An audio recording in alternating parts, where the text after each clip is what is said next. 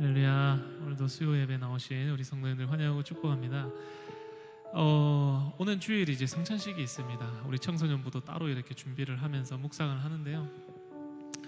우리 예수님께서 십자가에 죽으심으로 또 우리의 죄가 사해졌고, 우리 주님이 십자가에 달리심으로 또 우리에게 새로운 살 길이 열렸고, 우리 예수님께서 나의 내 죄 대신 죽어주심으로 말미암아 우리가 오늘도 이 자리에 있는 줄로 믿습니다. 오늘도 그런 우리 예수님을 깊이 묵상하면서 함께 또 찬양하면서 또 예배 가운데 나아가도록 하겠습니다. 우리의 반석이신 하나님, 이 시간 함께 찬양하겠습니다. 네, 우리의 신실하시고 영원하신 우리의 반석 되신 그분만을 이 시간 찬양하며 나아가겠습니다. 우리 함께 고백합니다.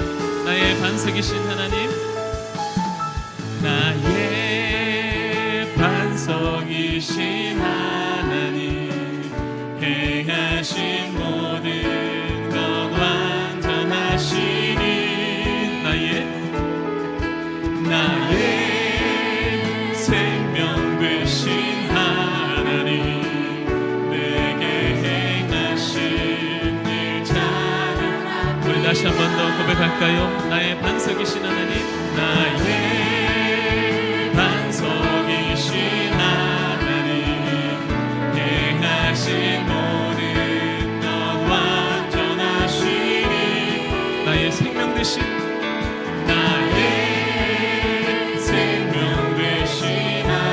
내게 행하신 일 찬양합니다. 시간 신실하신 하나님, 신실하신 하나님, 실수가 없으신 좋으신 나의 주,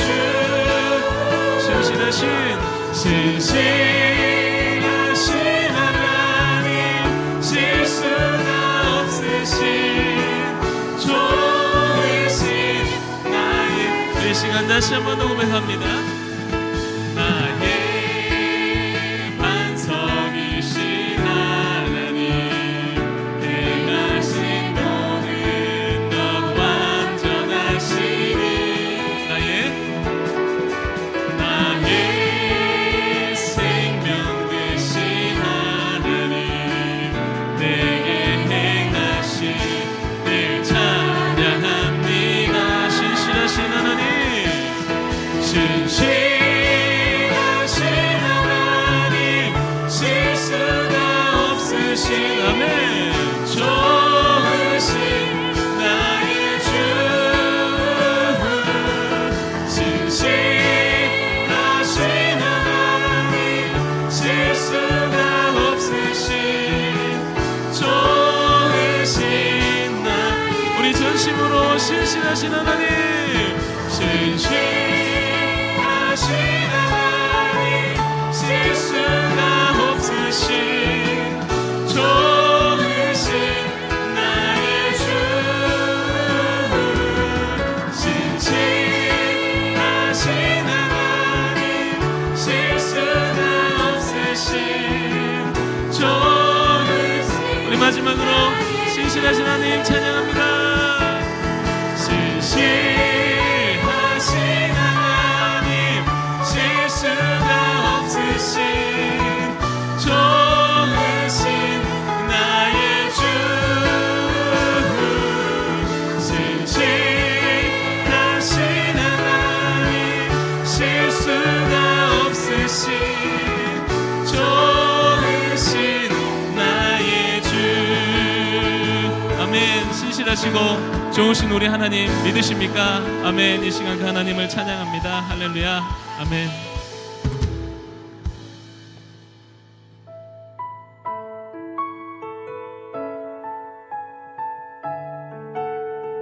이 시간 하나님의 부르시면은 후회하심이 없는 줄로 믿습니다. 우리 이 찬양의 고백을 함께 부르도록 하겠습니다. 하나님의 부르시면은, 하나님의 부르심에는 후회하심이 없네. 내가 이 자리에 선 것도 주의 부르심이라. 하나님 결코 실수가 없네. 나를 부르신 하나님의 신실하심을 믿네. 작은 나를 부르신 뜻을 나는 알 수 없지만 오직 감사와 순종으로 주의 길을 가리라. 때론 내가 연약해져도 주님 날 도우시니 주의 놀라운 그 계획을 나는 믿으며 살리. 날 부르신 듯 날 부르신 듯 내 생각보다 크고 날 향한 계획 나의 지혜로 증명 못하나 가장 좋은 길로 가장 완전한 길로 오늘도 날 이끄심인데. 우리 절로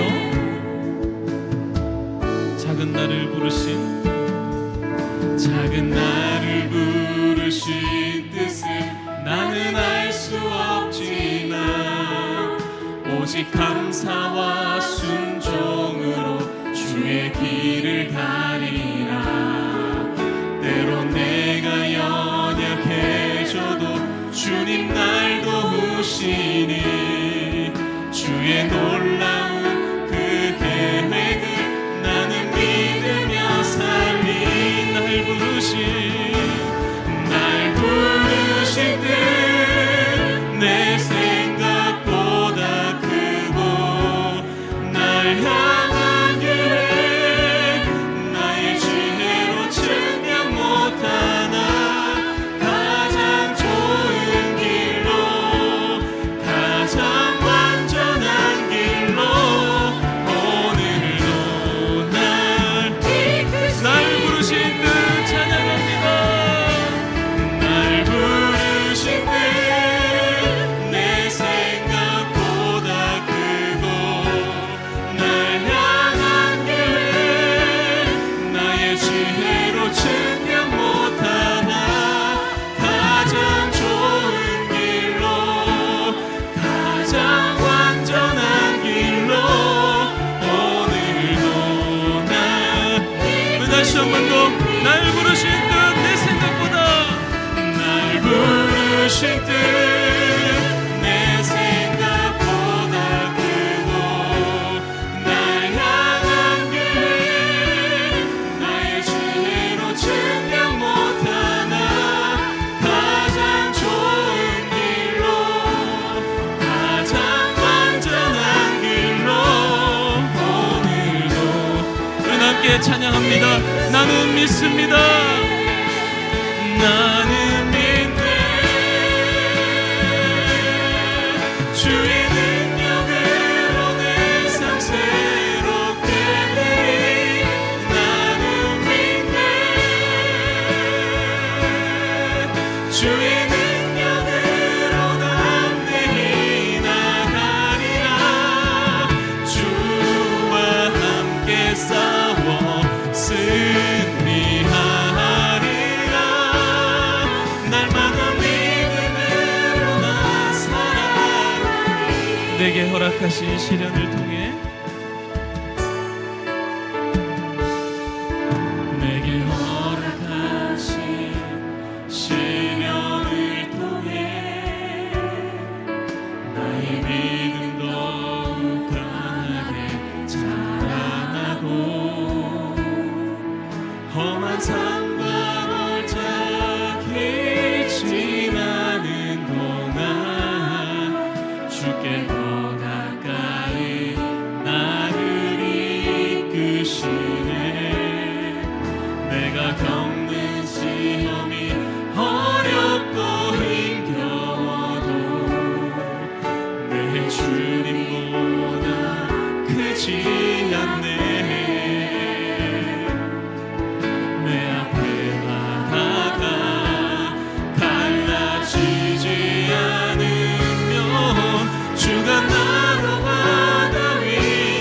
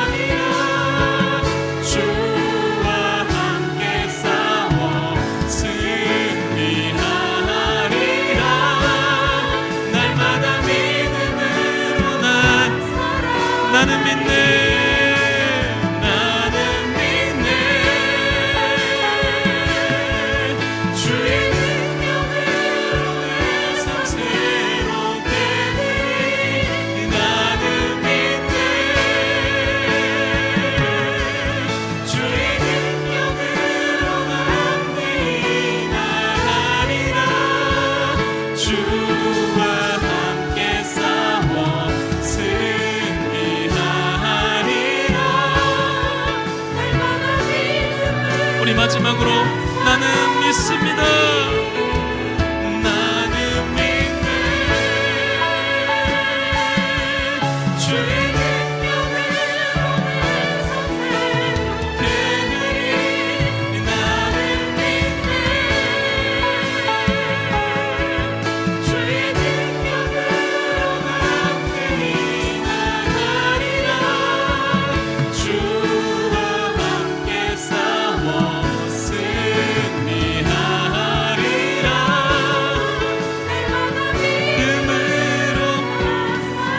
너희는 가만히 있어. 너희는 가만히 있어 주가 하나님 되말지어다 열방과 세계 가운데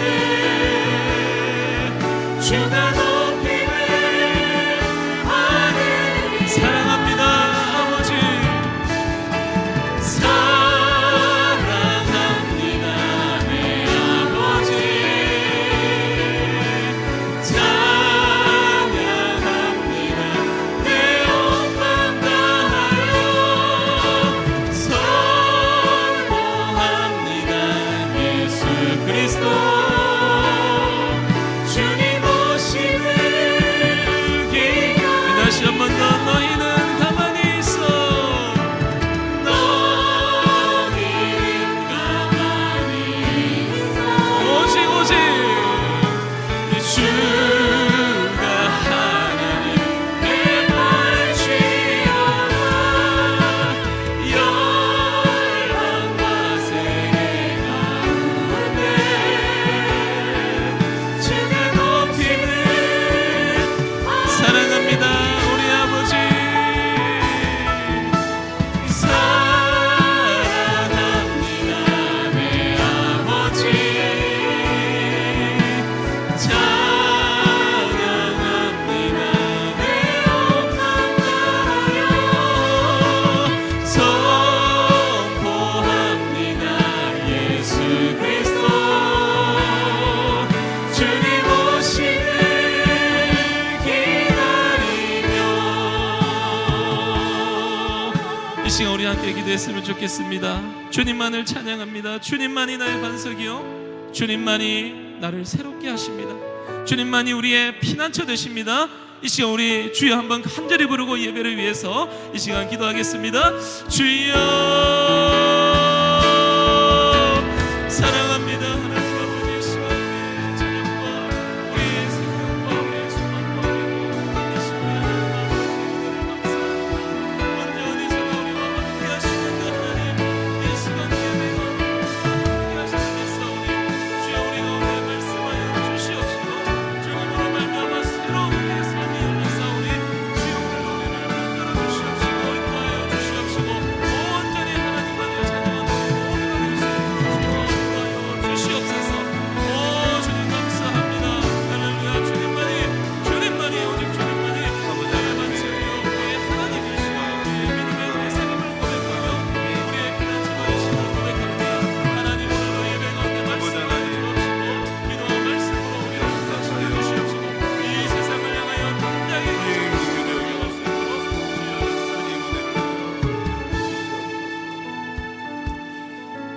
사랑과 은혜와 자비가 풍성하신 하나님 아버지, 오늘께 수요 공동체 예배로 우리를 불러주셔서 또 하나님 앞에 찬양과 또 예배와 또 간구로 나아갈 수 있는 은혜를 허락하시니 감사합니다. 특별히 오늘 수예배 가운데 또 우리와 함께 협력하며 또 동력하며 나아가는 또 탈비문들을 세워나가는 우리 드림학교 와 함께 또 하나님이 주신 또 은혜와 또 비전들을 나누며 또 함께 협력하는 하나님의 음성을 듣는 귀한 시간 되게 하여 주시옵소서.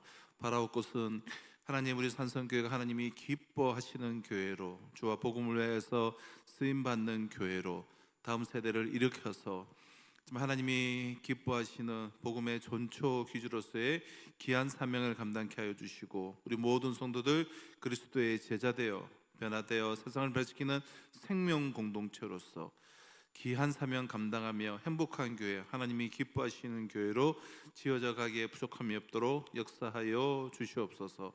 또 시간 우리 귀한 목사님을 보내주셔서 함께 하나님의 마음과 하나님의 뜻을 우리에게 전해 주실 때인데, 함께 우리가 말씀을 받고 함께 꿈을 꾸고 또 함께 나아갈 수 있는 귀한 시간 삼아 주시옵소서. 오늘도 우리에게 말씀하여 주시고 은혜 내려 주실 것을 소원하며 예수 그리스도의 이름으로 기도합나이다. 아멘.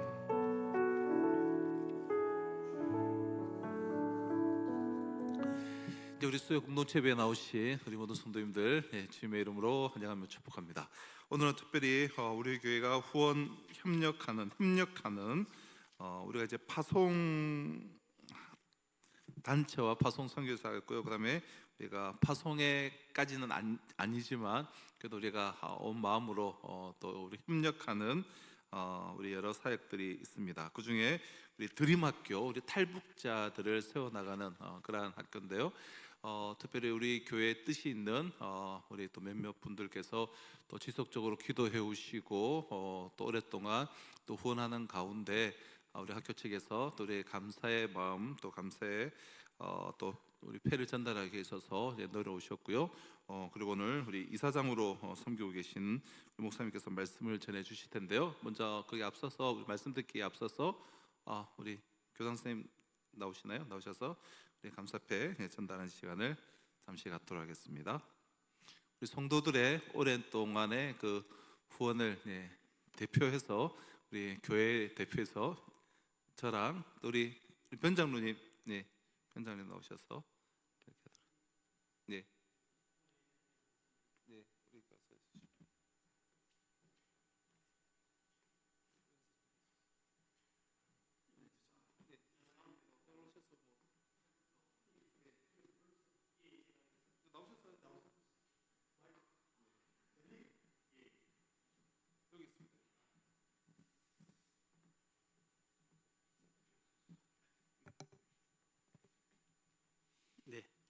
감사패 창원 산성교회 담임 목사 이채웅. 교회께서는 북한 배경 청소년의 안정적인 정착 지원을 위해 수년간 물질로 후원해 주시고 말씀과 기도로 하나님의 사랑을 실천해 주셨습니다. 이에 드림 교육 가족 모두의 마음을 담아 이 패를 드립니다. 사단법인 드림 중고등학교 교육 가족 1동. 박수 한번 해주세요.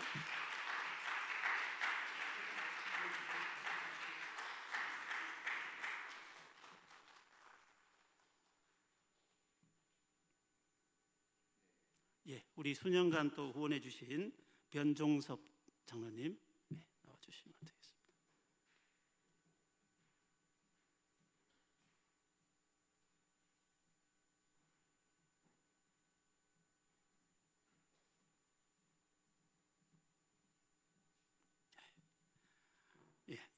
감사패 창원 산성교회 변종섭 장로 이와 같습니다.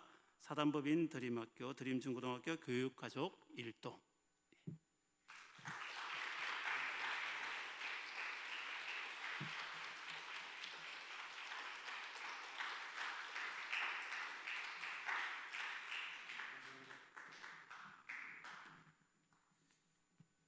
우리 드림중고등학교 우리 교장 선생님 나오셔서 간단한 학교 소개와 또 사역 소개해 주시겠습니다.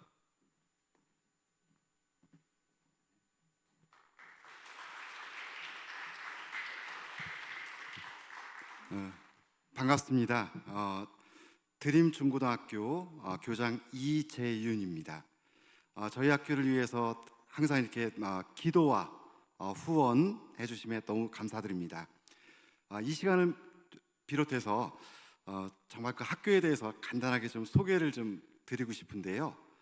드림중고등학교는 우리나라 최초로 충청남도 천안에 설립된 고려신학대학원 안에 같이 이렇게 설립되어 있는 학교입니다. 지금 전국에 보면 북한 이탈 청소년을 위한 대안학교가 11곳이 있습니다. 그 중에서 학력이 인정되는 학교가 4곳, 그리고 한 곳이 특성화 학교로 국가에서 모든 재정적인 지원을 받는 학교가 또 하나 있습니다. 나머지는 미인가 학교로 운영이 되고 있고요. 특히 저희 같은 경우는 지금 와 있는 학생들은 전체 중학교, 고등학교 과정으로 6개 반, 전체 지금 45명의 학생들이 와서 공부를 하고 있습니다. 지금 와 있는 학생들은 코로나 이후에 북에서 직접 넘어오는 학생들이 거의 없습니다. 그러다 보니까 지금은 엄마가 북한에서 중국으로 탈출한 뒤에 또는 납치된 뒤에 또는 어려움을 당한 뒤에 중국에 생활하면서 거기서 태어난 아이들을 두고 어머니가 먼저 한국에 온 뒤에 뒤늦게 아이들을 불러낸 경우입니다. 그러다 보니까 지금 한국어를 알고 오는 친구들은 거의 없습니다. 엄마가 2살 때, 3살 때 중국에서 아버지를 만나서 그 만난 것은 정말 좋은 만남이 아니라 어쩌면 정말 억울한 그런 만남 속에서 태어난 아이들입니다. 그러다 보니까 엄마는 이제 한국에 나와서 정착한 뒤에 아이들을 데리고 오다 보니까 엄마하고도 언어 소통이 안 되는 경우가 많습니다. 더군다나 가장 소중한 시기에 엄마의 사랑을 받지 못하고 가장 소중한 시기에 자녀에게 엄마로서의 역할을 하지 못하다 보니까 보이지 않는 갈등들이 너무나도 많은 학생들입니다. 엄마가 아픔이 많고요. 학생들도 아픔이 많습니다. 그래서 이 학생들을 어떻게 하면 정말 이 나라에 필요한 일꾼으로 성장시킬 것인가 하는 것이 가장 큰 문제인데요. 가장 큰 것은 하나님 교육입니다. 그래서 학교에서도 체프를 통해서 하나님을 가르치고 있고요. 알게 하고 있습니다. 학생들이 와서 엄마하고 갈등이 있으면 풀지를 못해요. 그래서 아이들을 보면 항상 어깨가 처져 있는 학생들이 너무나도 많이 있습니다. 그 아픔을 한 번도 풀어보지 못했기 때문에 슬퍼하는 친구들이 너무나도 많습니다. 엄마도 그렇습니다. 그래서 저희 학교에서는 엄마와 학생들이 정말 회복해서 이 나라의 정말 아름다운 국민으로 하나님의 백성으로 살아가기를 간절히 소망하고 있습니다. 그러기 위해서는 지금 여기 산성교회 같은 이런 많은 분들의 기도가 절실합니다. 우리나라가 사망시켜로 하면 자살률이 굉장히 높다고 하지요. 세계에서 아마 1위라고 하는데 북한에서 이탈하신 분들의 그 자녀들의 자살률은 거기에 한 4배 정도 된다고 합니다.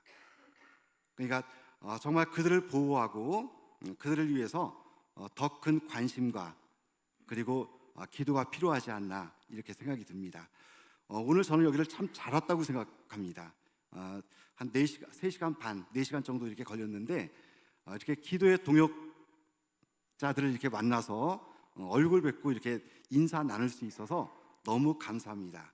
앞으로도 더 좀 많은 관심 가져주셨으면 감사하겠습니다. 예, 감사합니다.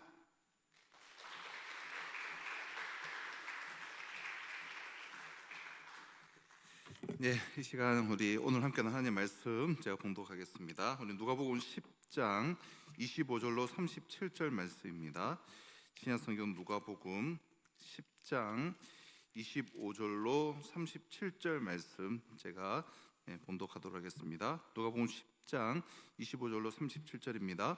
어떤 율법 교사가 일어나 예수를 시험하여 이르되 선생님 내가 무엇을 하여야 영생을 얻으리이까? 예수께서 이르시되 율법에 무엇이라 기록되었으며 내가 어떻게 읽느냐?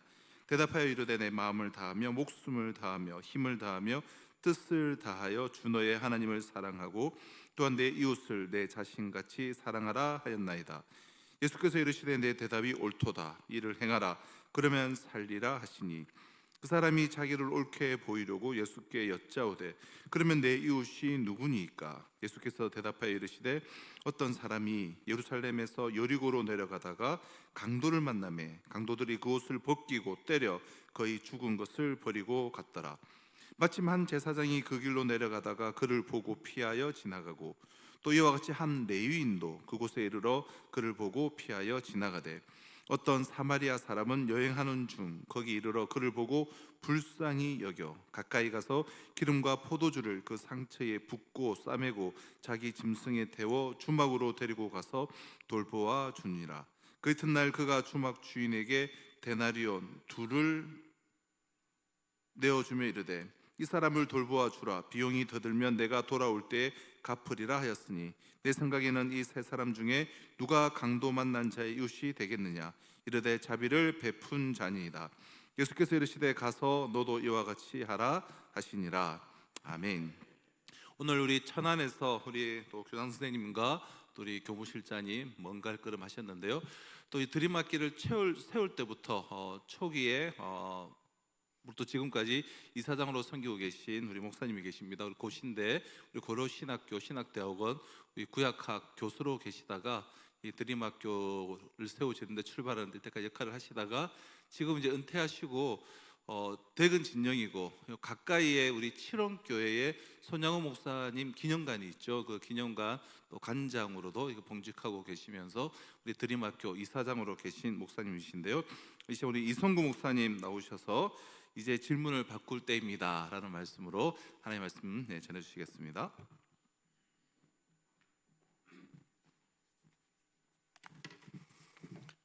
할렐루야, 반갑습니다. 여기 이렇게 훌륭한 교회가 있는 줄 제가 미처 몰랐습니다. 자주 매 일주일에 한 번 이상은 치원으로 제가 들어와서 기념관에 관장 역할을 좀 제가 하고 있는데 사실은 그 난 2년 됐고 그보다는 드림학교가 설립될 때부터 갑작스럽게 어느 젊은 목사님이 중국에서 전도하던 선교하는 중에 탈북자들을 만나게 되었고 그 탈북자들 가운데는 부모 없이 홀로 오는 이래 학생들, 중고등학생들이 있는 것을 발견하고 그 아이들을 한국에 데려오면 어떻게 할 것인가를 고민하다가 이렇게 고신총회에 학교를 하나 세워달라 청원을 하고는 그 목사님은 청원하고 세워지기 전에 그냥 천국 가버렸습니다.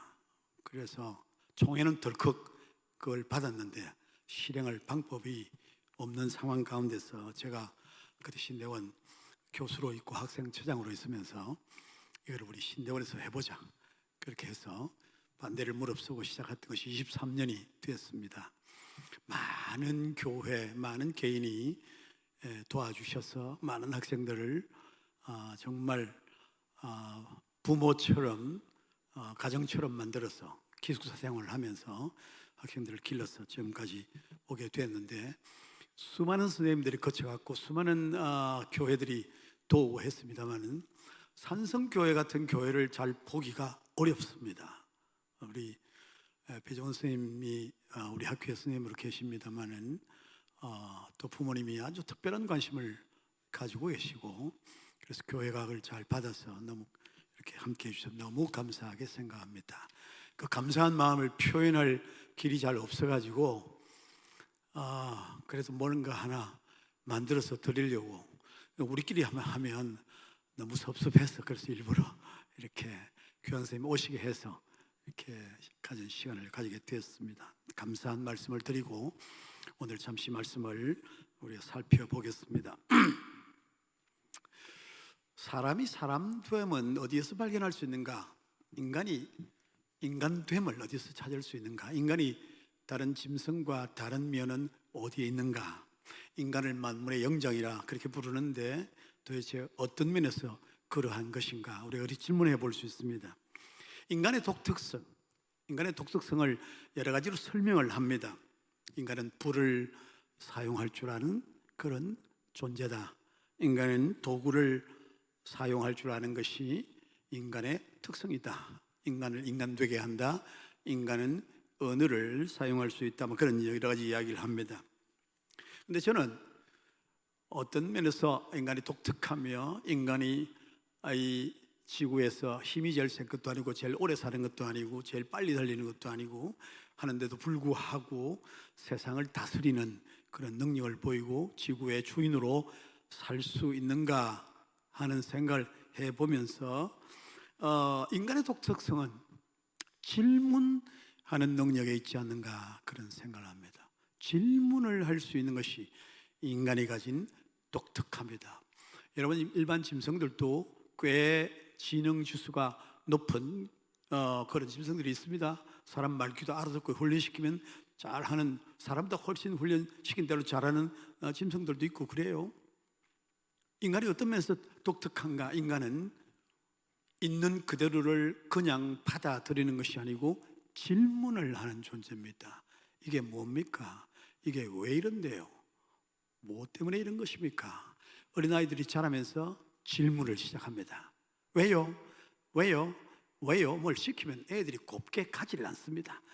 왜요? 왜요? 이렇게 계속 묻습니다. 이건 막 질문하는 것이 아이들, 그 이제 내일이 있는 아이들입니다. 질문할 줄 아는 아이들이 내일이 있는 아이들이에요. 그 사람다운 사람이라 그렇게 할 수 있습니다. 근데 뭐 몇 번 물으면 왜 자꾸 물어?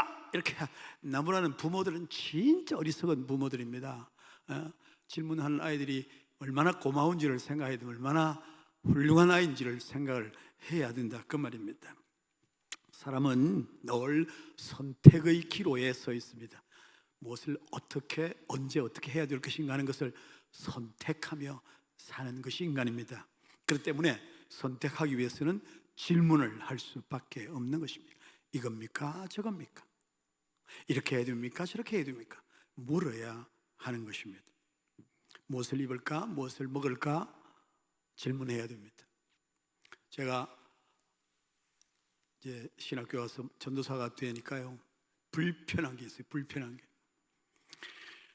전에는 그냥 넥타이가 하나밖에 없었거든요. 그래서 늘 하나만 하고 다닙니다. 늘 그건 하는 거죠. 근데 전도사가 되니까 누가 넥타이 선물을 해가지고 넥타이가 2개가 되었습니다. 고민입니다. 뭘 매야 되나? 이걸 맬까 저걸 맬까? 이전에는 한 번도 물어보지 않았던 걸 질문을 해야 돼요. 옷 2개, 3개 되면 불편합니다. 뭘 입어야 되나? 근데 가만 보니까 옷이 많은 사람들이 옷이 없다 소리를 더 많이 합니다. 입을 게 없다. 아니, 옷장에 잔뜩 걸렸는데 입을 게 없다. 그런 이야기를 합니다. 이 선택이라는 건요, 많을수록 더 고민되는 그런 것임을 볼 수 있습니다. 인간은 그래서 늘 질문을 해야 됩니다. 없을 때도 있을 때도 질문은 끊이지 않습니다. 어디서 살아야 되며 어느 교회를 택할까 하는 것도 심각한 질문이 되는 그런 시대를 우리가 살고 있습니다. 자신에게 또 다른 사람에게 계속해서 그 질문을 던지고 당신의 선택이 옳은 것이냐 제대로 한 것이냐 따지기도 하고 그렇게 핀잔을 주기도 하고 하는 생을 우리는 살고 있습니다. 이런 질문하는 일이 그렇게 쉬운 일이 아니라는 사실을 이제 학교 다니면서 발견을 하게 됩니다. 초등학교, 중학교, 고등학교, 대학 들어가면서 우리 학교는 뭐 지금까지는 일방적인 강의 중심이었지만은 이제 들어서 이제 고등학생들도 선택해가서 과목을 선택해서 들어갑니다. 어떤 과목을 공부해야 되는가 내가 선택하도록 그렇게 하는 대학에서 그렇게 했습니다. 지금 고등학교부터 이제 그런 시스템으로 바꿔가고 있습니다. 고민스러운 겁니다. 그냥 탁 주면 그냥 받으면 되는데 선택을 해야 되니까 어렵다는 것입니다. 질문해야 됩니다. 학교 가면 질문해야 됩니다. 배우면 질문을 할 수 있어야 되는데 질문을 하지 못하면 사실은 배운 것이 별로 자기 것으로 잘 남아있지 않는다는 것입니다. 대학에 가면 강의 중심이 아니라 질문 중심입니다. 세미나를 하면 발표는 짧게 하고 질문은 길게 하는 그런 것을 볼 수 있습니다. 발표하는 주제에 대해서 별 생각이 없거나 그렇게 하면 성적 좋게 얻을 수가 없습니다. 지금의 대학 교육은 서양의 교육은 일찍부터 그렇게 돼가지고 선생이 강의하는 것보다는 훨씬 자신이 묻고 자신이 대답을 찾는 그런 일을 더 많이 하는 과정으로 인간의 창의성을 개발하기 위해서 애를 쓰는 것을 볼 수 있습니다. 사람의 성장 정도도 질문 통해서 발견할 수 있습니다. 어린아이와 어른은 질문하는 내용이 다릅니다. 이게 아이가 자라고 있는가 없는가는 질문을 봐서 알 수가 있어요. 대여섯 살 때 하던 질문을 10살, 11살 때 똑같이 한다면 큰일입니다. 이제 그 아이는 문제가 생긴 겁니다. 질문이 바뀌어야 되고, 질문이 조금 고급스러워지고, 질문이 까다로워지고 하는 것을 우리가 볼 수가 있습니다. 학자가 된다는 거, 제가 영국에서 박사학위를 하고 왔습니다만 다 마치고 난 다음에 뭐 하는 거냐, 이거 학자가 뭐냐, 박사학위는 누구에게 주는 거냐, 아주 간단하더라고요. 제가 발견한 건 간단해. 박사 어떻게 하느냐? 박사는 남들이 하지 않는 질문, 근데 굉장히 중요한 질문, 굉장히 중요한데 아직도 사람들이 질문을 잘 하지 않은 것을 찾아내는 것입니다. 아니면 많은 사람이 질문을 했는데 대답이 영 시원찮다, 지금까지 나온 대답이 전혀 되먹지 못했다 하는 것을 찾았어. 내가 제대로 대답하면 박사학위 받을 수가 있습니다. 질문과 상관이 있습니다.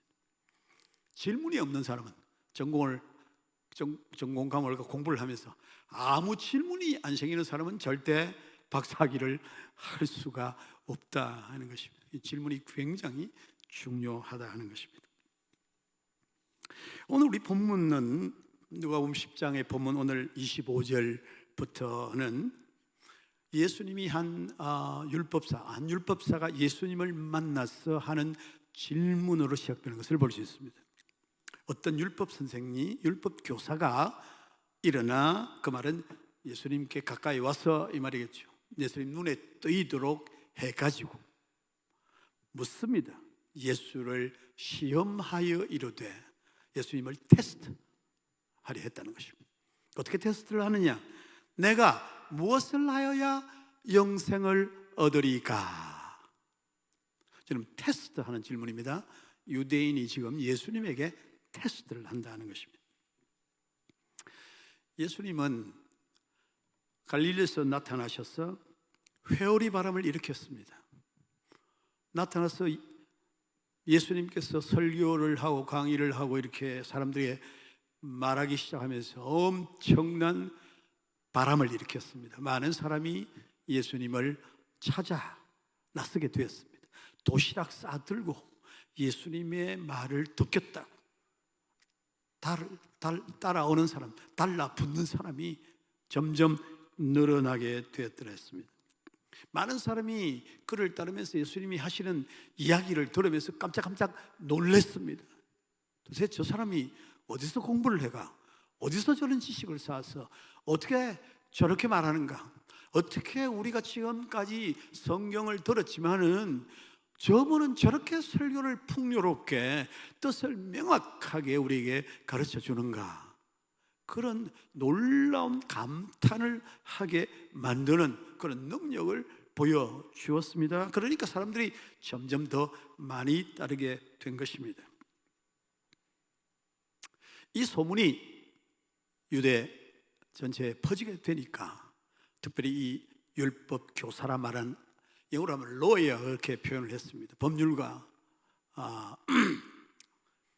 유대의 법을 가르치는 이 율법 교사가 예수님을 만나기를 원했던 것 같습니다.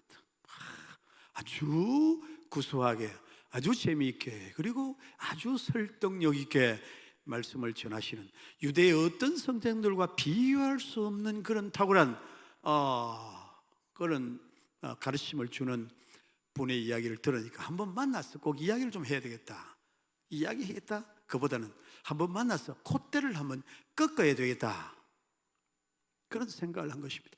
정통 유대파 가르침과는 종류가 다르다는 것입니다. 같은 구약 성경을 들고 설교를 하는데 이게 좀 다르다는 것입니다. 느낌이 다릅니다. 그래서 제가 아무래도 뭐가 이상하 보인다 하는 생각을 하고, 그의 가지고 있는 생각이 틀려 먹었다 하는 것을 좀 폭로를 하고 싶은 마음이 있었던 것 같습니다. 그래서 예수님을 테스트하려고 하면서 생각을 하니까 어떤 질문을 해야 예수님이 난처해지겠나? 어떤 질문을 해야 저 사람이 대답을 못하겠나? 아니면 어떤 질문을 하면 저 사람이 우리가 가지고 있는 정통적인 교리에 어긋나는 다른 이야기를 해가지고 그래서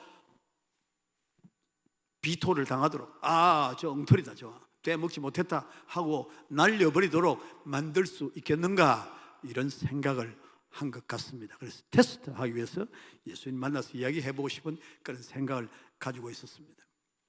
마치 만났습니다. 그렇게 묻습니다. 내가 무엇을 하여야 선생님 영생을 얻겠습니까? 유대인들은 영생을 어떻게 얻는다고 생각하죠? 모세를 통해서 주신 율법을 잘 지킴으로 영생을 얻는다고 생각하고 살고 있는 사람들입니다. 그래서 율법을 잘 지키기 위해서 굉장히 애를 쓰는, 우리가 흔히 바리새인들에 대해서 바리새인들 마치 나쁜 사람처럼 이야기하지만 천만의 말씀입니다. 바리새인들은 하나님의 말씀대로 살기 위해서 아주 죽으라고 애를 쓰는 사람들입니다. 그냥 진짜 문자주의적으로 율법을 지키려고 한 사람들이에요. 그런 사람들입니다. 율법을 지켜야 영생을 얻는다 그런 생각을 했습니다. 그러나 율법은 사실 이스라엘 백성, 하나님의 백성들을 구원하기 위하여 주신 게 아닙니다. 구원은 하나님의 은혜로 받는 것이잖아요. 하나님이 일방적으로 은혜를 주시는 것이고, 율법은 구원받은 백성이 감사함으로 하나님의 백성됨을 보여주도록 지키려 할 법이라 하는 것입니다. 근데 유대인들은 그걸 잊어버리고 율법만 잘 지키면 된다 이런 생각을 하고 있었습니다. 그래서 법을 곡해하는 그런 형편이었다는 것입니다. 법을 지키는 것이 구원의 길이다, 그저 쉽게 그렇게 가버린 셈이었습니다. 그렇게 되니까 문제가 생깁니다. 법을 지키면 구원받는다. 굉장히 쉬운 것 같은데 굉장히 어려운 일입니다. 여러분 생각해 보세요. 성경의 법을 다 지킬 수가 있습니까? 다 지킬 수 있냐고. 아무리 애를 써도 지킬 수가 없는 거야. 내가 이거 구원 받았는지 안 받았는지 이게 고민이 보통 되는 게 아닙니다. 그렇게 늘 부담입니다. 이 법을 하나도 어기면 구원에 이르지 못한다는 생각을 하면 날마다 죄인이고 날마다 부담이에요. 짐을 잔뜩 지고 살아가는 것입니다. 진짜 내가 영생을 받은 사람일까? 영생이 주어진 건가? 확신이 안 들잖아요. 오늘은 된 것 같은데 내일은 또 누가 또 시비 걸면 나 한 방 쥐어받고 싶고 이 도무지 안 된다는 거죠. 그러니까 고통이 늘 따르는 것입니다. 죄책감이 늘 떠나지 않았다고 할 수 있습니다. 평생 아무리 살아도 법을 다 지킬 수 있다고 하는 확신을 가질 재간이 없었다는 것입니다. 부담이죠. 예수님은 그런데 오셔서 설교를 하시는데 다니면서 사람들에게 이 말씀을 전하는데 좀 분위기가 다릅니다. 이게 법을 지켜가지고 되는 것 같지 않다는 것입니다. 전혀 다른 이야기를 하고 있습니다. 너희는 마음에 근심하지 말라. 하나님을 믿으니 또 나를 믿어라. 그리하면 살리라. 이렇게 나가는 거니까 이게 율법 지키는거는 종류가 달라. 그렇다고 딱 틀렸다고도 하기도 어렵고 이게 어떻게 되는 거냐 이거 지금.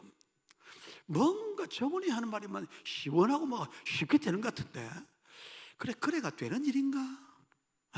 있는 율법을 다 모세의 율법을 다 지켜야 되는 건데 이게 어떻게 되는 건가? 아마 예수님의 설교가 그 당시 유대인들에게 굉장히 고민거리를 안겨주었다고 생각합니다. 그리고 인간에게 가장 중요한 것이 뭡니까? 유대인들도 마찬가지입니다. 유대인이나 우리 지금이나 가장 중요한 것은 변함이 없습니다. 어떻게 하면 영생을 누리느냐 하는 것입니다. 하나님이 우리를 영원한 생명으로 만들어 주셨고 우리 속에는 영혼을 사모하는 마음이 있습니다. 인간에게요. 그래서 그 누구든지 이 세상에 누구든지 동서양 가릴 것 없이 고대 사회와 지금과 뭐 상관없이 어느 시대 어느 곳에 있는 사람이든 다 마음에 가진 정말 중요한 소원을 말하라고 한다면 내가 어떻게 하면 영생을 얻겠느냐는 것입니다. 그렇잖아요? 여러분, 아프지 않고, 그렇죠? 돈 떨어지지 않고, 그럼 제일 바라는 게 뭐겠습니까? 오래 사는 겁니다. 오래 사는, 영원히 사는 거예요. 아파서 탈이지, 돈이 떨어져서 탈이지. 뭐 그런 정도 조건만 갖춰지면 오래 살아야지. 오래 살아. 그 자나 깨나 오래 살자 이거 아닙니까? 병들지 않자. 그야만 늘 인사가 안녕하세요. 어디 아픈 데 없어요? 이제 저도 나이가 드니까 만나는 사람마다 목사님 괜찮아요. 이게 막 인사가 그냥 괜찮냐? 안 괜찮으면 어떨 건데?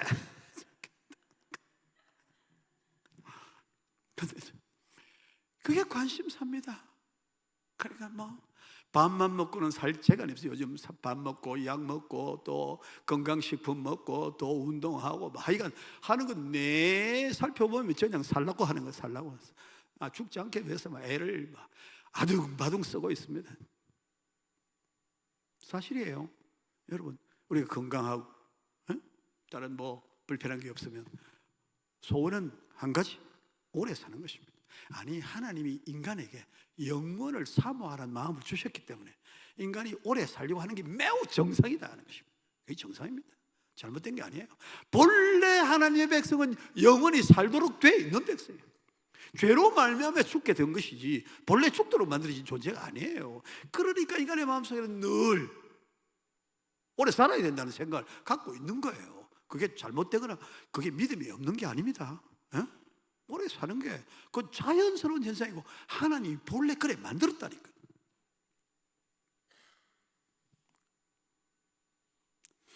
어떻게 하면 영원히 살 수 있는가? 어떻게 하면 건강하게? 그래서 뭐 9988 뭐라 했습니까? 9988 99시까지 팔팔하게 살다가 한 3, 4일 아프다가 꽥 간다 뭐 이래 해서 하면서 어쨌든 오래 살고 100살까지 살고 건강하게 살고 이게 뭐 노래가 됐습니다. 지금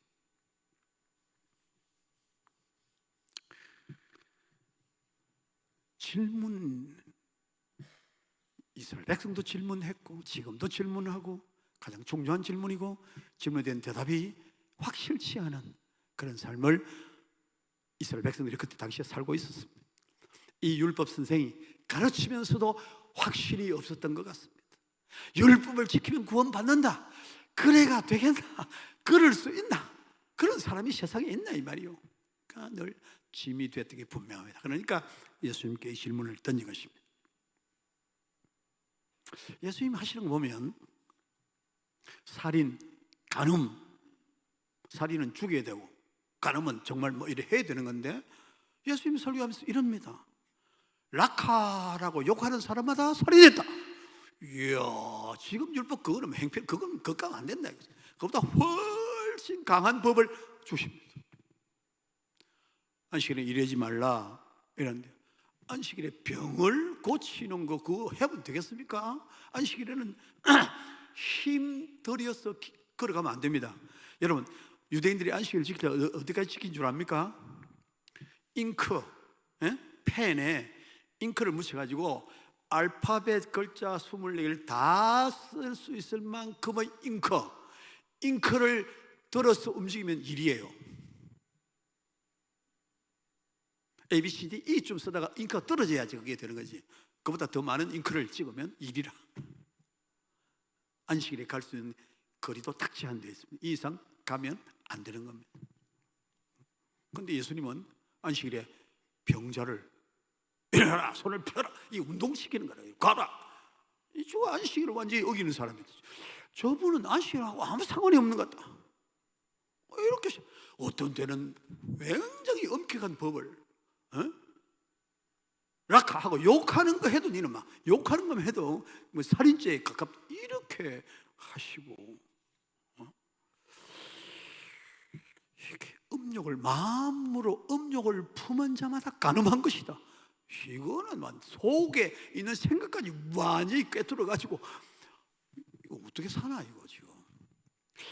어떤 때는 이래 갔다가 어떤 때는 저래 갔다가 예수님이 종잡을 수 없는 같은 느낌이 들기도 했다 이것입니다. 그래서 예수님이 꼼짝 못할 문제, 아무래도 대답 못할 문제, 잘못하다가는 모세 율법을 어기는, 대항하는 그런 말을 하면 막 그냥 소문 내가지고 막 완전 박살을 낼 수 있다. 저거 수능틀이 이단이다 이렇게 소리 질러서 없애버릴 수 있는 그런 문제, 어떻게 하면 영생을 얻겠습니까? 질문을 하게 된 겁니다. 불교인들이 물으면 고행을 해야 된다 그랬죠. 유대교는 법을 지켜야 한다. 예수님은 뭐라고 말씀하실 것인가? 대답할 말이 있기는 있나? 그렇게 지금 물어보고 있습니다. 여러분, 예수님 뭐라고 대답하셔야 될 것 같습니까? 예수님께서 예수님 뭐라고 대답하시면 되겠습니까? 뭐 아는 바 없어요? 예수님이 영생에 관해서 이야기한 거 많잖아요. 어떻게? 아까 내가 했잖아요. 너희는 마음에 근심하지 말라. 어떻게 하면 영생을 얻을까? 근심 같은 거 하지 마라. 하나님을 믿으니 또 나를 믿으라. 그렇게 하면 대답이 되잖아요. 내가 말했잖아. 그런 거 근심하고 그러지 마. 뭐 율법이고 어쩌고 근심하지 말고 하나님을 믿고 있으니 나를 믿어. 그러면 영생이다. 이렇게 다 하시면 뭐 대답이 확실하잖아요. 내가 곧 길이요 진리요 생명이니 나로 말미암지 않고는 아버지께로 올 자가 없느니라. 나를 믿으면 아버지께 간다. 영원한 아버지와 만난다. 영원한 생명을 얻게 된다. 됐나? 이렇게 하시면 될 거잖아요. 근데 여러분, 이렇게 말했다가는, 시비 거는 사람에게 이런 말했다가는 저거 봐라, 저거 지가 하나님이란다, 지가 하나님의 아들이란다, 대번 전쟁 나게 생깁니다. 대번 죽습니다. 그냥 율법을 어기는 자가 될 것입니다. 뭐라고 해야 될까요? 야, 진짜 어렵다. 내가 생각해 보니까 너무 어려워요. 여러분, 성경 읽을 때 그냥 읽지 말고 상황극을 만들어가 읽어야 됩니다. 상황. 나를 그 속에 집어넣어서. 이제 성경과 상상력, 이런 책도 있습니다. 성경을 읽을 때는 이미지네이션, 이 상상력을 발휘해야 돼요. 그래서 그냥 성경 읽으면 밋밋하고 잠오고 그럴 수 있는데, 성경 속에 나를 집어넣어서 온갖 성경 인물들 속에 나를 집어넣어가 내가 그 사람처럼 이렇게 해보면 훨씬 실감이 납니다. 나는 내가 예수님이면 뭐라고 대답해야 될까? 고민도 해볼 필요가 있어요. 예수님이 뭐라고 대답을 하시는가 하는 겁니다. 이 중요한 질문, 가장 중요한 질문, 모든 생애 모든 사람에게 가장 중요한 질문, 어떻게 하면 영생을 얻을 수 있습니까? 시험하러 왔지만은 대단히 중요한 질문이고, 이 질문에는 반드시 대답이 있어야 하는 것입니다. 예수님이 아주 멋집니다. 예수님이 아주 멋진 분이에요. 예수님 시비걸로 왔거든요. 테스트하러 왔거든요. 시비걸로 왔어요. 나는 예수님쯤 되면 그거 알겠잖아요. 야, 너가 나를 시험하려고 그래? 금방진 놈. 딱 이렇게 한 방 주고 딱 이렇게 할 수 있는데, 시험하는 마음을 딱 읽으시고, 너 지금 알고 싶어 하는 게 아니고 너 나 시험하려고 그러는 거지? 내 네 속을 알아. 다 이래가 길을 한번 팍 조이고 그 다음에 하셔야 되는데 뭐라고 하십니까? 우리 예수님이 참 재밌는 분입니다. 오늘 본문에 26절, 25절에 질문을 하니까 26절 같이 한번 읽어볼까요? 시작.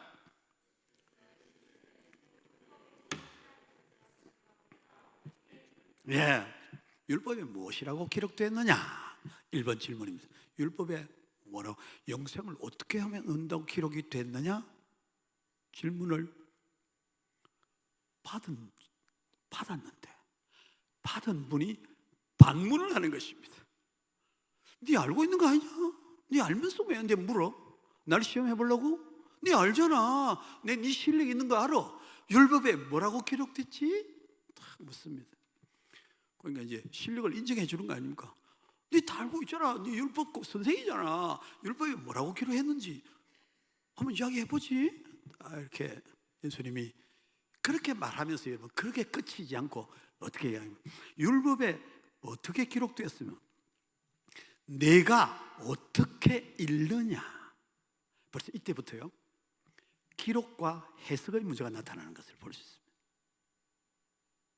오늘 이거 심각하거든요. 지금도 지금도 같은 성경 읽으면서 해석이 달라가지고 온갖 이단이 다 생기고 온갖 교파가 다 생기고, 같은 성경을 읽고 성경 읽으면서 침례교 교인들은 세례라는 말을 나오면 받아치 침례로 바꾸어 읽습니다. 인쇄는 세례로 되어 있는데 침례 받으시고 이렇게 읽습니다. 같은 성경인데 해석이 각기 다릅니다.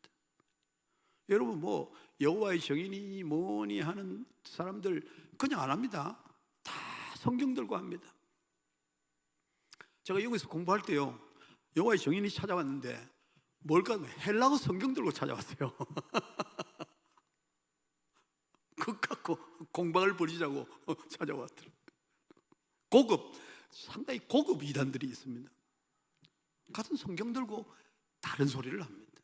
그리고 실제로 같은 성경 들고 같은 교단, 같은 신앙을 하면서도 다른 설명을 하는 경우들이 있습니다. 그리고 우리가 천년설, 주님 오시기 전에 주님 오신 후에 천년설 이렇게 이야기할 때 전천년설, 후천년설, 무천년설 세 개가 있어요. 세 개 다 정설이다. 어디게 옳은지 어떤 교수는 전천년설, 어떤 교수는 후천년설, 어떤 사람은 무천년설 함께 둘이 동시에 살고 있습니다. 그만큼 성경 말씀을 해석하는 일이 쉽지 않거든요. 그래서 반드시 성경의 역사를 우리가 보는 것입니다. 성경은 공동체를 위해서 주어졌고 공동체가, 신앙 공동체가 받아서 지금까지 보존을 해오고 있습니다. 그래서 역사를 통해서 얻는 것이 이단인지 얻은 것이 바른 해석인지가 역사를 통해서 점검이 돼가지고 지금까지 왔습니다. 그래서 정통신앙 그런 말을 하게 되는 겁니다. 어떻게 기록됐고 너는 어떻게 해석하느냐, 어떻게 읽느냐. 기록된 걸 제대로 해석하지 못할 수가 있다는 거거든요. 엉터리같이 해석할 수 있다는 것입니다. 뭐라고 기록됐느냐? 그렇게 하니까 27절 말씀에 뭐라고 합니까? 내 마음을 다하며 목숨을 다하며 뜻을 다하며 힘을 다하며 뜻을 다하며 주 너희 하나님을 사랑하고 또한 내 이웃을 내 자신같이 사랑하라 하셨나이다. 사실 구약의 두 부분을 합쳐서 지금 이야기하고 있는 거거든요. 하나님 사랑, 이웃 사랑입니다. 율법 전체를 딱 살펴볼 때 이게 한 절에 구약에 나오지 않습니다. 두 절을 합한 것입니다. 하나님 사랑, 이웃 사랑이 핵심이고 하나님 사랑하고 이웃 사랑하면 하나님의 백성이 되는 것이 분명합니다. 율법 선생 정확합니다. 율법 전체를 딱 꿰뚫고 대답을 하고 있는 것을 볼 수 있습니다. 예수님 뭐라고 합니까? 네가 질문했는데 네가 대답도 잘하네.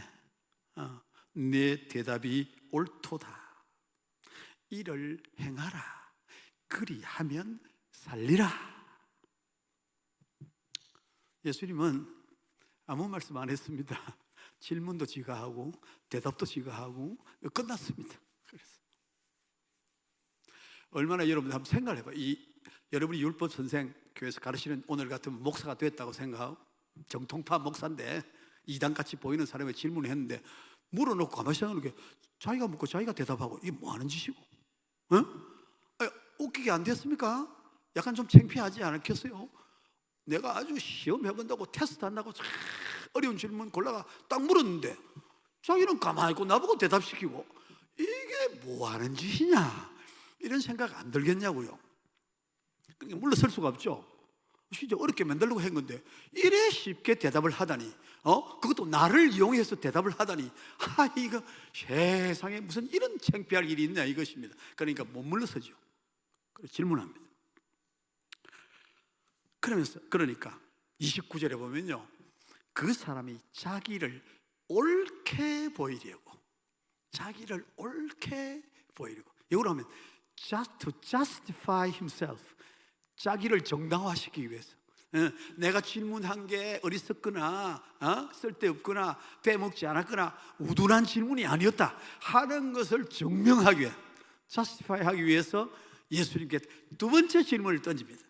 이게 질문 끝이 아니요. 예수님, 이 가만히 보니까 내가 질문인데 내가 대답하게 만들고 이게 완전히 휘말렸는데 제대로 질문할 테니까 다시 대답해 보세요. 이제 이겁니다. 뭐라고 합니까? 29절 뭐라고 합니까? 그 사람 자기를 옳게 보이고 예수께 여짜오되 그러면 내 이웃이 누굽니까? 누가 내 이웃입니까? 이 질문이 됩니까? 이웃을 내 몸같이 사랑하라 했대. 그러면 사랑하라 했으니까 사랑하는 건 알겠는데 이웃이 누구냐 이거죠. 그럼 이웃도 여기 이웃 모르시는 분이 있습니까? 이웃 내 이웃 누군지 모르겠다. 없죠. 바보 천식 아니면 이웃을 모르는 사람이 어디 있습니까? 이 사람이 내 이웃이 누굽니까? 질문할 때는 그래 대답이 쉬운 게 아니라는 거 아니겠습니까? 영생을 어떻게 하면 얻는 것보다 더 어려운 질문이어야 질문에 가치가 있는 거 아니겠습니까? 그러니까 여러분이 성경 읽을 때 그냥 대충 읽지 말고 대충 이거 많이 이 본문 많이 봤지 어릴 때부터 많이 들었잖아요. 대충 읽지 말고 진짜 물어봐야 돼요. 왜 이런 질문을 했을까? 뭐가 문제일까? 내 이웃이 누구입니까? 아니 그걸 질문이라고 하는 거야 지금? 네 이웃을 몰라? 너 바보야? 당신이 어떤 사람이 이래 이웃도 모른다 하냐? 콱 나무라 가지고 너 보내버려야 할 뭐 날 놀리는 거야? 뭐 이렇게 할 수 있는 질문 아닙니까? 근데 질문이 그렇게 쉽게 취급할 수 있는 질문이 아니었습니다. 설명하기도 쉽지 않은 질문이었습니다. 이것이 누구냐? 설명이 쉽지 않았다. 예수님 여러분 설교를 보험셋에 보면 예수님이 쭉 설교하시다가 예수님 이야기를 자주 합니다. 이야기, 비유 이런 걸 많이 합니다. 왜 그걸 하죠? 왜 아이들에게 설교할 때 그런 이야기 많이 하죠? 목사님들이 왜 예화를 들죠? 왜요? 알아듣기 쉽게 하려고. 말귀를 못 알아듣거든. 이게 도대체 이게 말귀를 못 알아듣니까 할 수 없이 쉬운 이야기들을 갖고 이게 이야기만 듣고 이야기를 왜 했는지를 잊어버리고 말이야. 딴소리 하고 앉았고 이렇다. 그래서 설교하기 위해서 예화를 해야 되느냐 말아야 되느냐 그 이야기도 많이 합니다. 자칫 잘못하면 이야기만 듣고 말이야 뭔 소리인지도 모르고 그냥 가는 사람도 있다. 이렇게 하기 때문에 성경 본문만 이야기를 해야 된다. 뭐 그렇게 하기도 하고. 근데 본문만 해가 말귀를 못 알아듣는데 어떻게 해? 이야기도 해가 알아듣게 만들어야지. 뭐 이렇게 해가지고 설교 하기 위해서도 논쟁도 벌리고 그렇게 합니다. 예수님이 이야기를 많이 하셨어요. 예를 많이 들으셨습니다. 때문에 이야기하는 게 맞다고 저는 생각해요. 예수님 방법이니까요. 누가 내 이웃입니까? 왜 어려운 이야기일까요? 예수님 이야기 시작하네요. 이야기 잘하는 이야기 아닙니까? 여리고 가는 길에 강도 만난 사람, 강도 만나가 죽게 됐다. 제사장이 지나가다가 쳐다보고 그냥 휙 가버렸다. 레위인도 가다가 보고 휙 가버렸다. 근데 이 틀림없이 이 강도 만난 사람은 유대인인데 사마리아 사람. 유대인들은 사마리아 사람을 한급 낮은 사람으로 본다. 혼혈족 옛날에 아시리아가 점령하고 아수르 사람들 거다 이주를 시켜 결혼하게 만들어 짬뽕을 만들었대. 혼혈아들이 이건 순수 정통 유대인이 아니다 이렇게 비난받던 사람들 사마리아인들. 그 사마리아인이 내려오다가 유대인이 쓰러져 있는 것을 보고 그를 돌봐주고 그를 치료하고 데려다가 주막까지 데려다 주고 돈도 주고 그러면서 부탁하기를 돈이 모자라면 오면서 내가 더 드리겠다. 이렇게 아주 100%, 150% 도와주는 사마리아인의 이야기가 여기 나오고 있습니다. 이제 이 이야기를 통해서 예수님이 하자는 이야기 뭐죠? 내 이웃이 누굽니까에 대한 대답을 하려는 것입니다. 왜 이렇게 하실까요? 이웃이 규정하기가 쉽지 않았다는 이야기입니다. 왜냐고요? 이스라엘 백성들은 나라를 잃은 백성입니다. 나라가 없습니다. 나라가 없다 보니까 이것저것 흩어져 살고 로마가 지배하다 보니까 집권층에 로마의 친로마파들이 있는 거예요. 친로마파들이. 반로마파들이 있는 겁니다. 여기는 혁명을 늘 준비하고 여기는 뭐 하여간 세금 뺏어가지고 잘 갖다 바치고 이런. 그러니까 친로마파, 반로마파가 있는 것입니다. 마치 친일파가 있고 요새 친빨갱이파가 있고 뭐 온갖 소리 다 하는데 그런 식으로 우리나라처럼 우리는 이해하기 쉬워요. 그런 사람들이 있어요. 성경에 보면 레위기 21장 같은 데 보면 거류민, 나그네들을 친백성처럼 취급하라고 이야기를 하시거든요. 근데 어디까지 친백성이 돼야 되느냐? 아니, 친로마파도 같이 이웃되는 거냐? 이거 지금 빨갱이도 이거 이웃되냐? 이거 친일파 이거 이웃할 수 있나? 이제 이런 논쟁이 있었는 것입니다. 그러니까 그것 쉽게 말하기 어렵거든요. 그 예수님이 묻는 겁니다. 누가 이웃인데요? 어디까지 이웃인데요? 말씀 좀 해보세요. 이렇게 예수님에게 대들 때는 그게 이유가 있다는 이야기입니다. 아, 이웃 정의하기가 쉽지 않다. 어느 놈이 어느 놈인지 모른다. 간첩이 어느 놈이 간첩인지 어느 놈이 모르는데 막 함부로 하다가 어떻게 될지 모르는데 이거예요.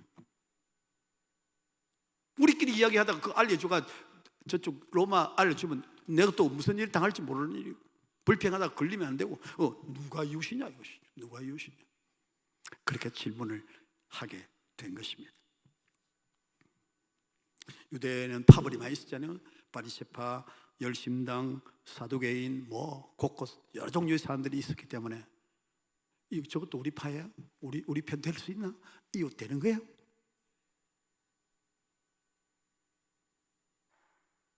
여러분은 어때요? 여러분은 이거 막 중국만 따라가야 된다. 이거 친중파 하겠습니까? 나 막 친중파 내 이웃 못 하겠다 나 지금. 그런 생각이 듭니다. 아이고 막 중국 사람 들어가자 덕수구 앞에 똥을 싸고 저것들이 저거 인간 같지 않은 것들이 저거 이런 생각 들고 저기 이웃이라 못한다. 하나님 못해요. 저 이웃 못합니다. 그런 상황이 그 이스라엘에 벌어지고 있다는 거잖아요. 고발하고 뭐 그런 일이 없겠습니까? 집에 받고 있으니까 조금 잘 배가서 도이라도 얻으려고 이렇게 살살 붙어 다니는 놈들 이러니까 누가 지우십니까? 이 말입니다. 쉽게 하면 아니 전혀 신학이 다른데 신앙의 컬러가 다른데 우리 이웃이 되는 겁니까? 이렇게 물어볼 수가 있다는 것입니다. 요즘 우리 탈북민들이 내려와서 어려움을 겪습니다. 탈북민들을 차별한다고 해가지고 그래서 차별을 느끼는 사람들이 많이 있다는 겁니다. 뭐 저는 평생에 그런 생각을 해본 적이 없는데 사람들이 그런 사람이 많은가 봅니다. 아이들 학교 보내면서 그런 차별의식을 느껴 못 보낸 아이들도 있고 그렇게 하는 것이 우리에게 있습니다. 누가 우리의 진정한 이웃인가? 여러분은 어떤 생각을 하고 살고 계시는 것입니까? 예수님이 어떻게 대답할까요? 이야기를 했습니다. 이웃이 누구입니까? 묻는데 이야기를 하는 것입니다. 유대인으로서 강도만 낮아 썰어 죽게 된 사람의 이웃은 누구여야 하느냐? 누구여야 됩니까? 제사장이어야 되는 거 아닙니까? 유대인들을 위해서 늘 하나님 앞에 예배하고 기도하고 도와주는 사람이면 그 제사장이 이웃이 돼야 되는 거 아니냐 이거. 근데 이웃이 지나갔다 이것입니다.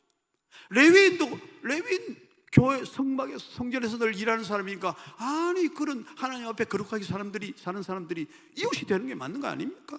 근데 지나가 버렸다. 왜 그랬습니까? 그래서 이 비유는 뭐 이간 말이에요. 제사장 레위인은 다 어쩌면 오늘날 뭐 목사 전도사 그런 건데 봐라 목사 전도사 다 인간 형편없어. 옛날에 말이죠. 제사장도 레위인도 다 지나가더니 말이야. 요즘 목사들도 다 그래? 뭐 그런 말 하라고 적어놓은 줄 압니까? 그건 아니에요. 그거 다 갖다 붙이면 안 돼. 이거. 이유가 있는 겁니다. 이분들도. 왜냐하면 레위기 21장 1절에 보면 죽은 자를 만짐으로 말미암아 스스로를 더럽히지 말라. 구약의 율법에 죽은 자를 만지면 더럽혀지는데 그럼 제사장 노릇 못합니다. 성전에 못 들어가는 거예요. 그러니까 이분들은 지나가면서 저 사람 강도만 죽게 생겼는데 잘못 만져가 죽어버리면 자기 임무를 못합니다. 예배 집전을 못해요. 그러면 큰 손해입니다. 그러니까 피해간 거니까 정당한 행동이라고 할 수 있는 겁니다. 그러니까 함부로 비난하면 안 됩니다. 함부로 지금도 자꾸 여리고로 가는 길에 제사장 그놈 참 못된 놈이다 이래 하면 안 됩니다. 자꾸 하면 안 돼. 그 레위인 그 누구야? 그 어느 장로고 어느 집사고 이래 하면 안 되고 자기 임무에 충실한 사람이야. 충실한 사람. 어떤 면에서.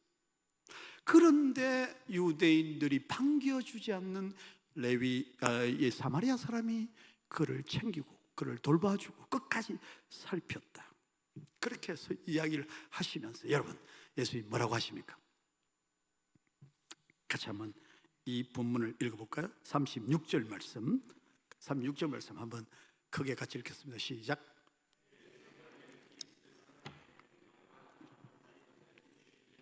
역시 되겠느냐? 예수님이 나는 막 이 예수님 너무 좋아. 야, 예수님 너무 지혜롭고 너무 좋아. 와, 어떻게 이래 할 수 있을까? 탐복을 합니다, 제가. 야, 지금 이 사람은 질문을 율법사는 뭐라고 하죠? 내 이웃이 누굽니까? 그럼 중심에 누가 있습니까? 중심에, 원의 중심에 누가 있습니까? 자기가 있죠. 내가 한복판에 딱 있어. 쭉 탱겨보는 겁니다. 자, 이 사람들이 흩어져 있는데 나는 이 가운데 한 분에 있어. 누가 내 이웃인가 이제 보는 거야. 자기 중심입니다. 자기는. 근데 예수님 질문 어떻게 합니까? 누가 강도 만난 자의 이웃이 되어 주겠느냐? 중심에 누가 있습니까? 한복판에 누가 있어요? 강도 만난 자가 중심입니다. 누가 이 사람의 이웃이 되어줄 수 있겠느냐? 율법사의 질문은 자기가 중심에 있어요. 누가 내 이웃일까 찾아갑니다. 생각합니다. 근데 예수님은 그거 말고 그리 말고 강도 만난 자를 가운데 세우고 누가 되어줄 건지 생각을 해야 된다. 질문을 완전히 바꾸었습니다. 자, 오늘 설교 제목을 이제 질문을 바꿀 때입니다. 그렇게 했습니다. 이제 그리스도인들은 예수님을 따라서 질문을 바꿔야 한다. 예수 믿는 사람이 누구냐? 예수 믿는 사람이 어떤 사람이냐? 예수님을 믿는 사람은 질문을 바꾸는 사람입니다. 세상 사람들이 하는 질문을 뒤집어 엎는 사람이 예수님을 믿는 사람들이다 하는 것입니다. 내 이웃이 누굽니까? 항상 자기가 중심에 있어가지고 누가 내 이웃이 될 수 있는가 이렇게 따져보는 이런 생각 버려라 하는 것입니다. 그건 잘못됐다. 정말 도움이 필요한 사람이 중심이 되게 하고 내가 그 중심을 향해서 달려가라 하는 것입니다. 마음을 그 중심으로 쏟아라. 이 사람 내게 오라 하지 말고 네가 이 사람으로 가라. 주님은 질문을 바꿔버렸습니다. 그래서 깨끗하게 해결을 시켜주신 것을 볼 수 있습니다. 이웃, 도움이 필요한 그 사람이 이웃이야. 재고 따지고 자시고 할 게 아니고 네가 이래 재볼 게 아니고 거기에 너의 도움을 필요한 사람이 있거든. 그게 바로 이웃인 줄 알아라. 그렇게 말했습니다. 너무 쉽게, 너무 간단하게 뭐 누구 뭐 그 사람 어떻고 저떻고 따질 아무 필요 없이 그냥 나의 도움이 필요한 그가 나의 이웃이다. 전제 조건도 아무것도 없습니다. 그가 과거에 어떻게 살았는가도 아무것도 없습니다. 오늘 그가 어려움을 당하거든, 영적으로, 육적으로, 지적으로, 사회적으로 어려움을 당하거든, 그를 너의 이웃으로 삼아라. 사랑하는 성도 여러분, 오늘 우리 앞에 누가 이웃으로 와 있습니까? 아직도 여러분이 계속 중심이 되어가지고 누가 나를 쳐다보고 좀 도와주고 좀 내 시간대로 하고 좀 나하고 함께 갈 건고 맨날 자기를 중심에 세워가지고 그래가 자기 중심으로 전부 위성이 돼가 뺑뺑 돌아야 기분이 좋고 그래 사는 것은 그리스도인의 삶이 아니라 하는 것입니다. 아주 심하게 말하면 타자 중심의 삶이다, 그런 이야기입니다. 하나님이 이 땅에서 우리에게 가난하고 힘들고 어려운 사람들, 누구든지 영적으로도 형편없이 빈곤한 사람들이 많이 있고 육신적으로도 빈곤한 사람인데 그런 사람을 보거든 그들의 이웃이 되어주라. 그게 이웃 사랑이다. 그게 하나님 사랑하는 사람이 가져야 할 자세와 태도다. 그렇게 말씀하시는 줄로 믿습니다. 제가 이야기 좀 할 게 있는데 뭐 시간에 대해서 이야기는 제가 이만큼 하겠습니다. 근데 간단하게 그래도 아쉬웠어요. 제가 읽은 동화가 하나 생각이 나서 말이죠. 어떤 동화를 하나를 소개를 어디 읽다 보니까 재미있는 동화가 있어요. 한국 국가인권위원회에서 동화를 만들었어요. 외국인들하고 많이 살게 되니까 2004년도에 만든 동화책, 국가가 의도적으로 만든 동화책이 하나 있어요. 6명의 작가가 동화를 한 편 써서 냈는데 제가 그것을 인터넷에서 샀습니다. 사서 읽어보는 가운데 이상락이라는 작가가 쓴 블루시아의 가위바위보라는 동화가 있어요. 참 인상적이었어요. 준호라는 어린이가 있었는데요. 이 어린이가 추석날 이제 공장들이 다 닫히고 그렇게 갈 곳이 없는, 이 다른 나라에서 온 사람들은 갈 곳이 없는 그런 상황일 때 이 인도네시아 온 블루시아라고 하는 사람을 가게에서, 동네 숲에서 만났습니다. 고모와 함께 윷놀이 하기 위해서, 추석날 윷놀이 하기 위해서 그 가게에서 윷놀이 기구를 사려고 갔는데 그게 블루시아라는 인도네시아에서 온 노동자가 한 사람이 있었습니다. 그리고 그 만나서 이야기를 하는데 어려움을 겪고 있다는 사실을 알게 되었습니다. 그 고모님은, 준호의 고모님, 마침 독일에서 그 노동일을 해봤던 그런 분이셨습니다. 외국 생활이 어떤가를 아는 분이기 때문에 그 블루시아를 자기 집으로 초대를 했습니다. 같이 가자 해서 같이 음식도 나누고 그렇게 하면서 놀이를 하는데 이제 이 아이하고 준호하고 가위바위보 게임을 이제 그렇게 서로 즐겼다고 하는 것입니다. 근데 어느 날 슬픈 소식이 들려왔습니다. 블루시아가 공장에서 일하다가 프레스에 끼어가지고 손가락이 날아가 버린 겁니다. 손가락 3개가 날아가 버렸어요. 그러니까 이 이제 준호의 동생 준영이도 같이 가위바위보 하고 놀았는데, 그렇게 준영이는 그 슬픈 이야기를 어떻게 했냐, 막 울면서 슬퍼합니다. 왜? 손가락이 날아가 버리면 가위바위보 어떻게 해? 이제 그게 이제 걱정이에요. 가위바위보를 할 수 없다. 또 손가락 3개 날리면 가위바위보 안 되잖아요. 그래서 그렇게 했던. 준호가 밤마다 꿈을 꾸면서 블루시아하고 가위바위보 하는 게임의 꿈을 자꾸 꾸는 거예요. 근데 하면서 자꾸 둘이서 싸웁니다. 블루시아가 분명히 보호를 냈는데 그걸 가위라고 자꾸 우겨댄다는 거죠. 그래가지고 자꾸 싸우게 됩니다. 근데 밤에 그 꿈속에 고모가 나타났습니다. 왜 싸우냐? 아니, 저게 자꾸 가위 내고 보호 냈다 하고 자꾸 그런다고 이렇게 하니까 고모가 하는 말입니다. 야, 손가락 5 가진 사람이 2 가진 사람의 처지로 돌아가면 안 되냐? 무슨 말이에요? 막 가위를 없애버리라. 가위바위보야, 가위보. 그렇게 바위보 2개만 해라. 바위보 2개만 해라. 그러면 되는 거 아니야? 3개 하니까 문제가 생기잖아. 그러니까 2개만 해라. 그러니까 와, 너무 쉽게 풀렸어. 기분이 좋아서 잠을 깼다. 그런 이야기입니다. 생각 바꾸면 세상이 완전히 달라질 수 있다는 거잖아요. 오늘 이 캄캄한 세상에서 생각을 바꾸면, 내가 중심이 아니라 강도 만난 이웃을 중심에 세우면 나는 항상 도울 수 있는, 손이 큰, 가슴이 넓은 사람이 될 수 있는 줄로 믿습니다. 하나님의 마음을 가질 수가 있게 됩니다. 그리스도의 십자가를 품은 사람이면 얼마든지 그렇게 살 수 있는 줄로 믿습니다. 오늘 우리 드림학교 선생님 와서 드림학교 이야기도 해주었고, 이거 뭐 평생에 우리가 한 번 하는 일이니까 시간 좀 가긴 했는데 제가 별로 미안한 마음은 안 듭니다. 한만에 하는 것이니까. 네, 정말 우리 선생님들이 어렵죠. 힘듭니다. 처음 학교 시작할 때는 학생 6명 데리고 시작하니까 돈도 없고, 그래서 선생님들이 겨우 그냥 차비 받으면서 했습니다.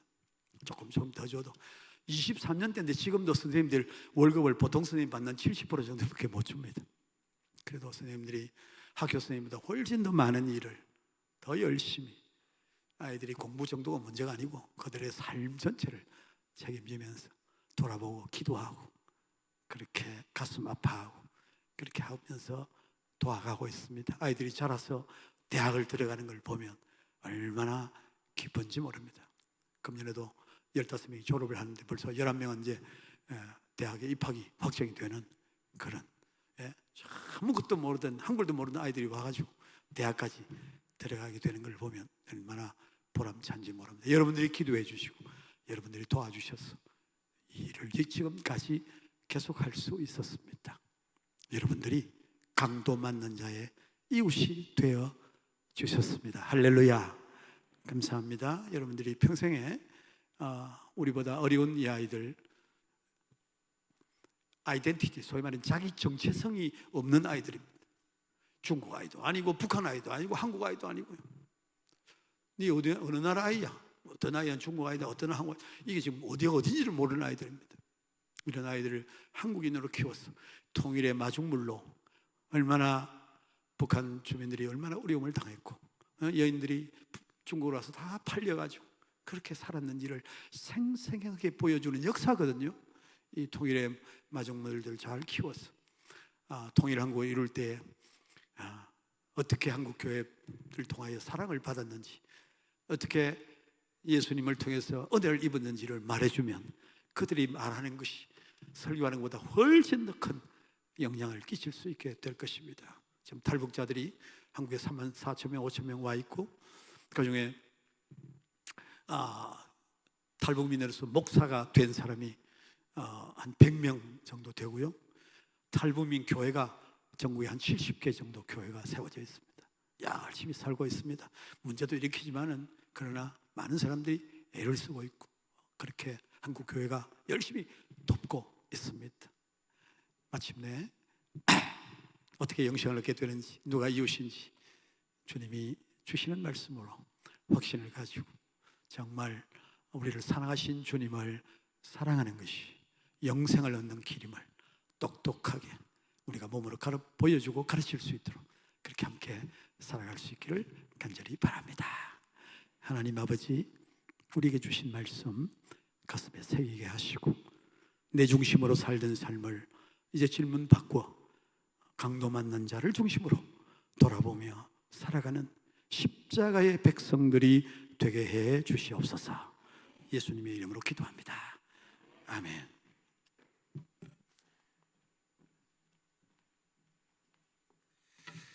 네, 이 시간 우리 주신 말씀 또 가슴에 새기며 또 드림 중고등학교 또 귀한 사역들을 우리가 가슴에 새기며 오늘의 기도로 이어지고, 오늘의 기도가 또 앞으로의 우리가 중보로 또 협력으로 이어졌으면 좋겠습니다. 함께 시간 기도할 텐데요. 우리 목자 모임은 한 55분부터 우리 밑에서 모여서 제가 한 15분 안에 그렇게 마치도록 하겠습니다. 우리 같이 기도하도록 하겠습니다. 기도하실 때 참 우리 주변에는 강도 만나서 좀 쓰러진 이들이 참 많습니다. 주님, 나의 삶이 그들의 이웃이 되어주는 삶이 되게 하여 주시옵소서. 우리의 가정이 참 그들의 이웃이 되어주는 가정, 이 시대의 복의 근원, 축복의 통로가 되게 하여 주시옵소서. 하나님, 우리 산성교회가 감동 만나 쓰러진 이들의 이웃이 되어주는 그러한 교회 되게 하여 주시옵소서. 우리 주만 부르시고 같이 우리 한번 기도하신 후에 또 가지고 계신 기도의 제목으로 기도하시다가 우리 기가하도록 하겠습니다. 우리 주만 부르시고 함께 기도하며 나가도록 하겠습니다. 주여